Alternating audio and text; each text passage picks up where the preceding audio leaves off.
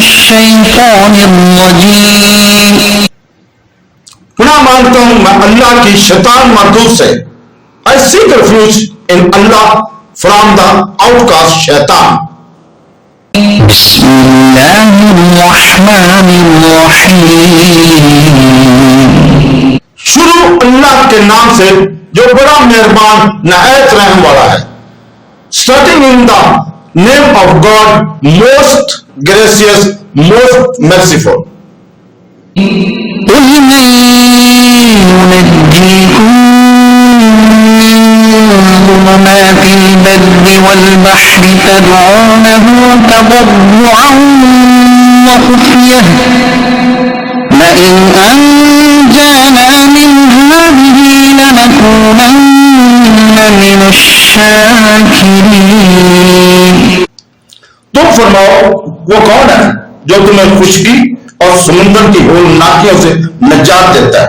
تم اسے گڑ گڑا کر اور پشیدہ طور پر پکارتے ہو اور تم کہتے ہو کہ اگر وہ ہمیں اس سے نجات دے دے تو ہم ضرور شکر گزاروں میں سے ہو جائیں گے. Say, who rescues you from the darkness of the land and sea when you call upon him, imploring aloud and privately?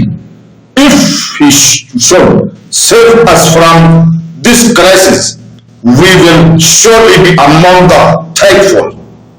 صدق اللہ العظیم. جزاک اللہ. ناظرین، آپ تلاوت قرآن پاک سورہ انعام کی آیت نمبر 63 اردو اور انگلش ترجمے کے ساتھ سن رہے تھے.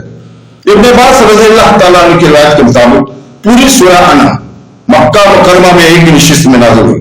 یزید کی بیٹی اور حضرت معاذ بن جبل کی چچا زاد بہن اسما کہتی ہیں کہ اس سورت کے نزول کے وقت رسول پاک صلی اللہ علیہ وسلم ایک اونٹنی پر سوار تھے اور میں نے اس کی ناک کی رسی پکڑی تھی.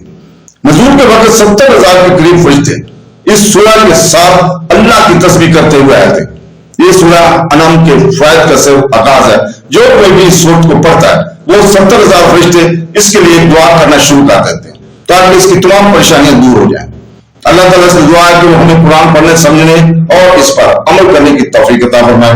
آمین ثم آمین. اللہ حافظ. جزاک اللہ. ویورز، یو آر لسننگ تلاوت قرآن پاک ورس 63 of Surah An'am with Urdu and English translation according to a tradition of Ibn Abbas. The Surah Al-An'am, who of the was released at one sitting at Makkah. Asma is daughter of Yazid and first cousin of Hazrat Muaz bin Jabal, says, during the revelations of this surah, the Holy Prophet was riding on a she-camel and I was holding her nose rope. At the time of descending, there were around 70,000 angels that came along with his surah, glorifying Allah. This is just the beginning of the Surah An'am. Benefits anyone who recites this surah.